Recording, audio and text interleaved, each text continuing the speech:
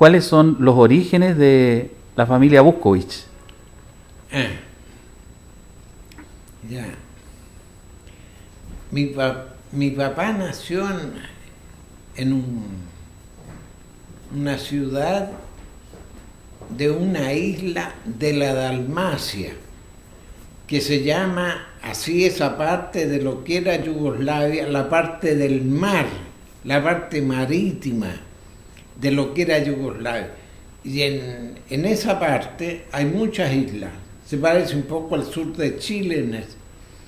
Y mi papá nació en la isla de Brač, cuya capital era Supetar, que quiere decir San Pedro.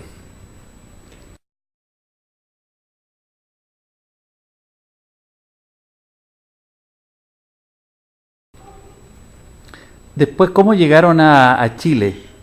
Y mi papá llegó, se vino con su papá, o sea, mi abuelo, quien ya había estado en Chile en la salitrera. Ya había juntado un poco de plata y se había devuelto a Yugoslavia ya en la casa, había comprado un poco de tierra y ya estaba más o menos bien con las viñas. Y tocó la desgracia que les entró una enfermedad a todas las viñas en Europa que se llamó la filoxera, que mató las viñas, las plantas de vides. Y entonces se tuvo que venir de nuevo. Y ahí se vino porque él conocía a don Pascual Bauriza, a trabajar de nuevo a la salitrera. Y después de un año o dos seguramente, de nuevo juntó un poco de plata y se devolvió a Yugoslavia y dejó a mi papá a cargo de don Pascual Bauriza, que mi papá tenía 13 años, cuando se vino con su papá a trabajar a la salitrera. Ellos trabajaban en la pulpería, que era de la compañía inglesa. Y después, cuando llegó la crisis del año 1930, mi papá, como mucha gente, y como los trabajadores, también tuvieron que dejar la salitrera, que bajó mucho la producción del salitre, uno por la crisis y segundo porque los alemanes habían inventado el salitre sintético. Entonces él llegó a un pueblo chico que era Mincha, que es agrícola, un poco minero también, pero fundamentalmente agrícola. Y ahí conoció a mi mamá y se enamoraron y se casaron.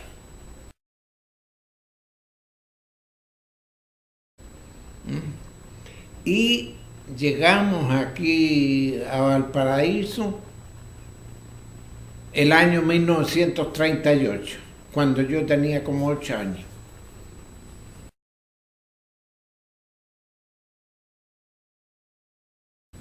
¿Cómo era Valparaíso cuando usted llegó acá? Hay que ver que en ese tiempo en Mincha no había agua corriente ni luz eléctrica, ¿no?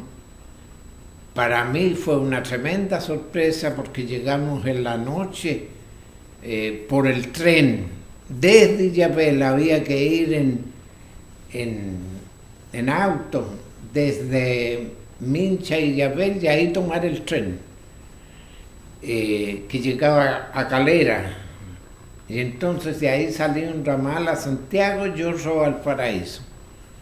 Y llegamos de noche a Valparaíso, debe haber sido por el año 38. Y la gran sorpresa para mí fue las luces de los cerros, en el mar, además porque en Mincha no había luz eléctrica. En Illapel sí ya había. Illapel es una ciudad propiamente tal, digamos.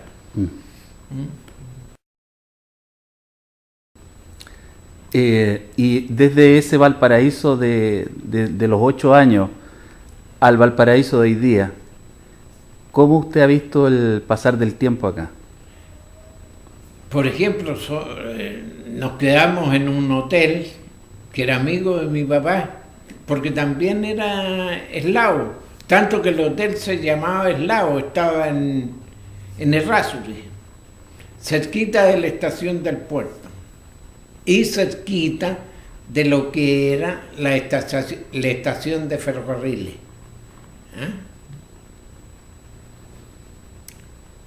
Esa era una cosa.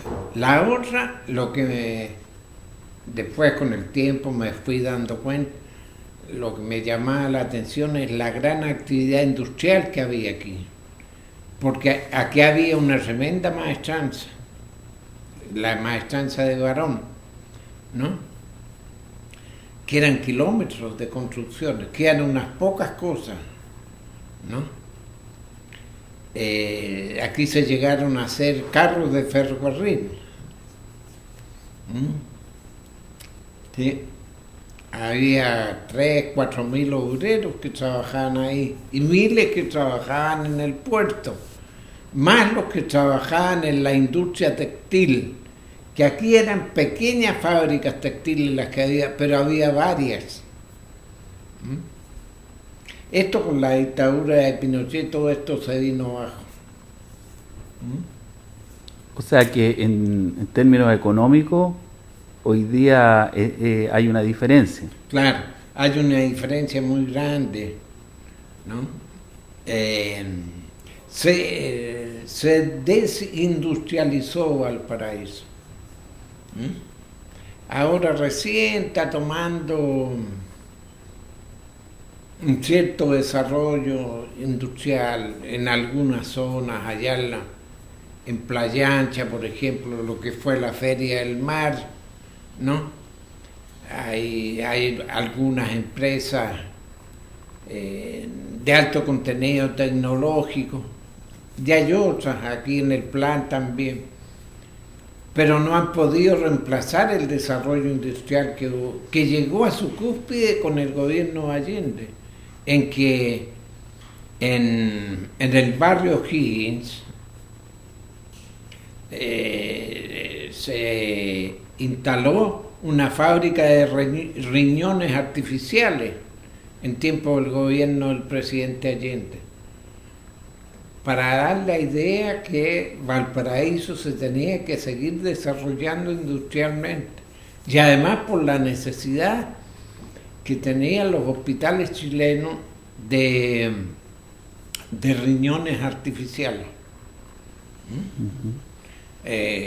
Al poco tiempo después del golpe se cerró la fábrica de riñones artificiales y se empezaron a importar de Estados Unidos.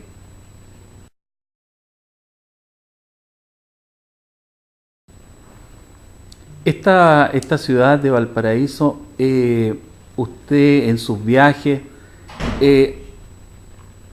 ¿ha encontrado alguna ciudad que tenga alguna relación, un parecido, algo que le recuerde Valparaíso en el mundo? Del punto de vista geográfico, por ejemplo, en Italia se podría hablar de Génova, que sí es mucho más grande que Valparaíso, ¿no? Pero también tiene un plan reducido, y la mayoría de la población que vive en los cerros de Génova. Y lo mismo se puede decir de Lisboa, la capital de Portugal, y el puerto, que se llama Porto en portugués, y en castellano Oporto, ¿no?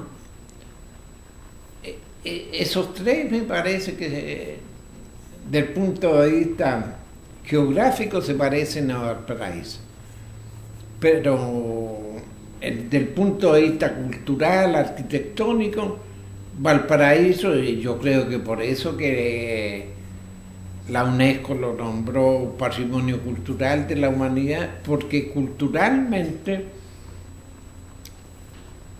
el Valparaíso antiguo era como una parte de Europa trasplantada al continente americano, ¿no? Porque aquí Y no puro en el Cerro Alegre y el Cerro Concepción, sino que también en varios otros cerros, por ejemplo, te digo que a veces montaba juntos, por Santa Elena, por ejemplo. ¿Ah? Fuera de la subida de Santa Elena, después la subida del cerro, está llena de chaleses. Es un barrio típico especial, como aquí el Paseo Atkinson. ¿Ah? ¿No? Y lo interesante es que cada una de las colonias de inmigrantes construyó sus habitaciones con la arquitectura y en la forma y con los colores de sus patrias respectivas.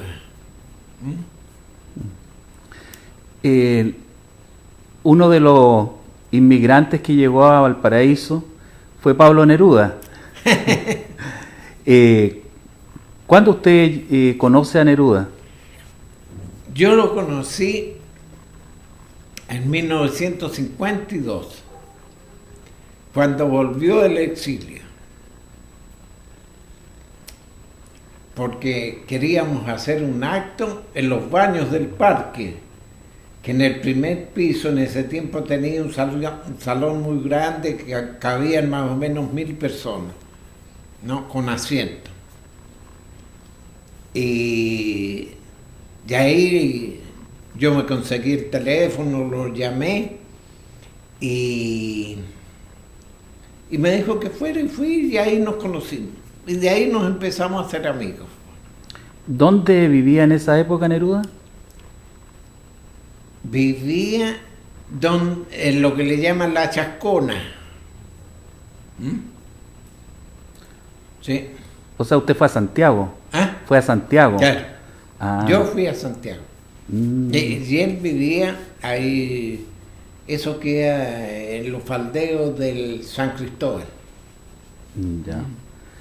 Y ustedes hicieron, o sea, se colaboraron para el gobierno de Salvador Allende en la ciudad de Valparaíso. Ah, claro. No, es que él pasaba aquí. Él venía, además aquí tenía bueno, en Santiago también tenía una tremenda cantidad de amigos aquí también. Pero aquí se sentía muy bien, aquí venía por gusto. Y por eso que pasaba aquí. ¿Usted cuando conoció a Neruda pensaba que él iba a tener la trascendencia que tuvo, que tiene hoy día? No. No.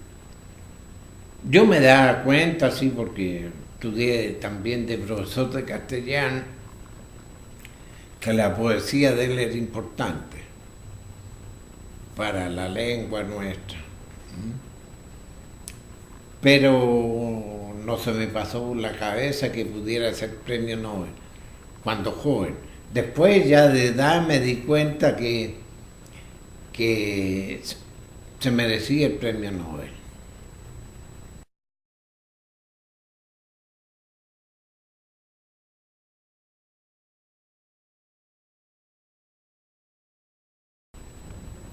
Don Sergio, ¿usted cómo ve a Valparaíso en sus proyecciones?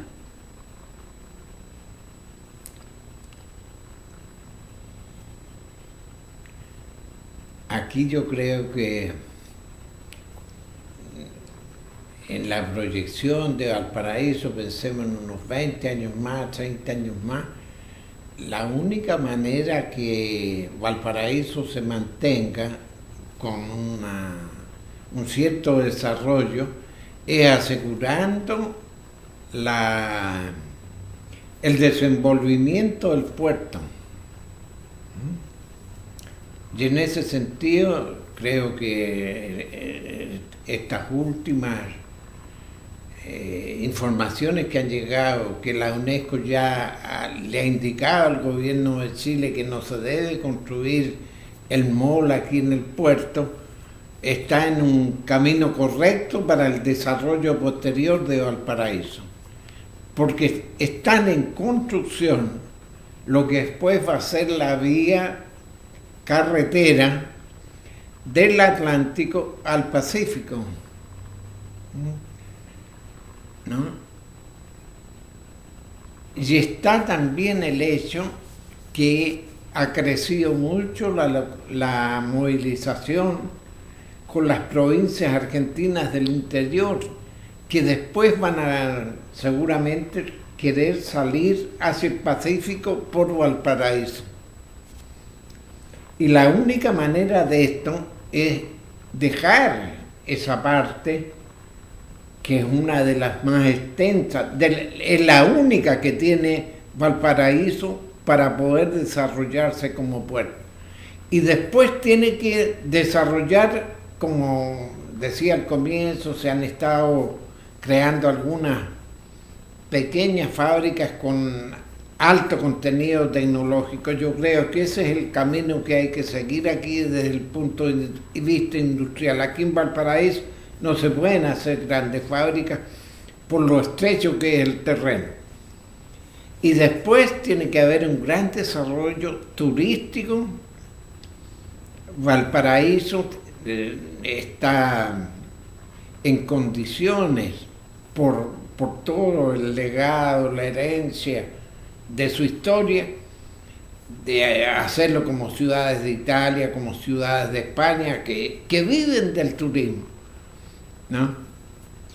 Aquí el turismo tiene que ser un ingrediente fundamental del desarrollo de Valparaíso, y después el desarrollo de la cultura, junto con el turismo, ¿no? Por ejemplo, en Venecia ya no hay industria. No hay ninguna industria, pero tiene una gran vida cultural, Venecia. Entonces, no solamente porque es bella la ciudad, su arquitectura, sino porque hay muchos teatros, ¿no? Está la Bienal de Venecia, por ejemplo, que es conocida internacionalmente, ¿no? Hay muchas actividades culturales que hacen que la gente del mundo siga yendo a Venecia todos los años. A eso más o menos yo creo que se debiera dedicar Valparaíso y las nuevas autoridades que se elijan en las próximas elecciones. Creo que debieran desarrollar nuestra ciudad por estas 4 vías fundamentales. En el plano de la cultura está Valparaíso con sedes universitarias. Actualmente en Chile hay un planteamiento de desarrollar o expresar de otra manera la educación superior. El gran conflicto que tienen los estudiantes con el gobierno, con el Estado en general, es acerca de la excelencia y la gratuidad. ¿Cuál es el planteamiento después de todos los años que usted ha hecho docencia? ¿Cuál es su reflexión en torno al tema? Aquí lo primero que hay que decir es que en América Latina, los únicos 2 países en que se paga por la educación universitaria, ¿no?, es Perú y Chile, nada más. En todos los demás países, la educación universitaria fiscal es gratuita, como también la de los liceos públicos y de las escuelas públicas. Entonces creo que ese es el camino que tiene que retomar la educación nacional. Y en ese tiempo, Chile, la educación chilena era un ejemplo para América Latina. Aquí venía a estudiar gente de casi todos los países de nuestro continente. Con todo lo que se ha ido sabiendo en estos años del gobierno del presidente Piñera, de los escándalos que se hacen de las acreditaciones, de las universidades privadas, cuyo paradigma es la Universidad del Mar, con la estafa a 20.000 alumnos, ¿no? Pero que pasa también en otras universidades privadas que no tienen investigación, en universidades en que no se investiga. Sin investigación no hay universidad. Puede haber un liceo, educación secundaria, primaria, pero no universidad. Lo que distingue a las universidades de los liceos es la investigación. Y en las universidades privadas no se hace investigación. Ese es un defecto de este modelo que impuso la dictadura en Chile. Y después, en relación a la excelencia, yo creo que aquí se debiera volver al hecho de que una de las causas fundamentales del éxito de la educación pública chilena fue por el rol de dirección que en todo el sistema universitario chileno, antes de la dictadura, por el rol que jugó la Universidad de Chile, que es el que aseguró la excelencia académica por un lado y por el otro lado que fuera un elemento de inclusión social, de desarrollo de las distintas capas sociales del país.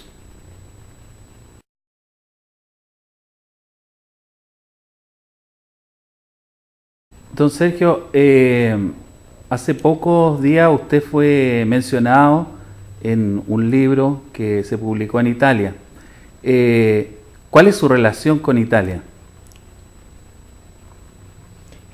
Es una relación muy profunda porque yo de joven leí mucho sobre Italia, no solo de la filosofía italiana, sino que de la novelística, de la italianística, como le llaman ellos, ¿no?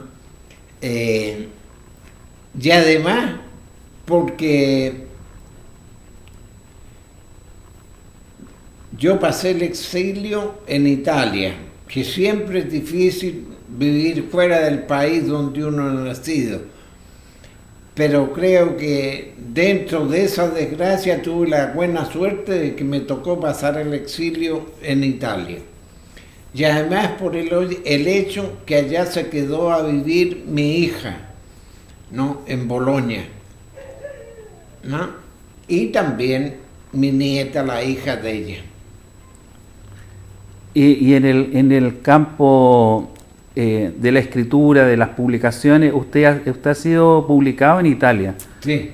¿Usted tiene ahí un vínculo con el mundo? Por lo menos unos 10 libros míos lo han publicado en Italia, ¿no?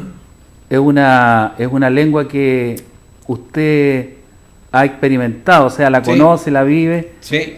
¿Qué piensa del italiano como lengua, como expresión? ¿Es distinta al castellano? Es distinta. Aunque el italiano, el castellano, el francés, el rumano, son todas lenguas romances derivadas del latín, ¿no? Cada uno tiene su propio genio, sus propias particularidades, y cada uno tiene sus obras maestras también. Hay que pensar que el italiano nació como idioma culto de una obra maestra, de la Divina Comedia. La difusión en la Italia de esa época, que está terminando la Edad Media, empezando el Renacimiento, de la Divina Comedia, permitió por lo menos que toda la gente culta de la península empezara a encontrar en el idioma que se hablaba en Florencia, que en italiano es Firenze, y Firenze es la capital de la Toscana, una de las regiones de Italia. Hay que pensar que en esa época Italia como Estado no existía. Recién se viene a crear en la segunda mitad del siglo XIX, ¿no? Entonces, el italiano nació de una obra clásica, ¿no? Y es muy rico, tanto como el castellano, como el francés, como el rumano, por ejemplo. Perfecto.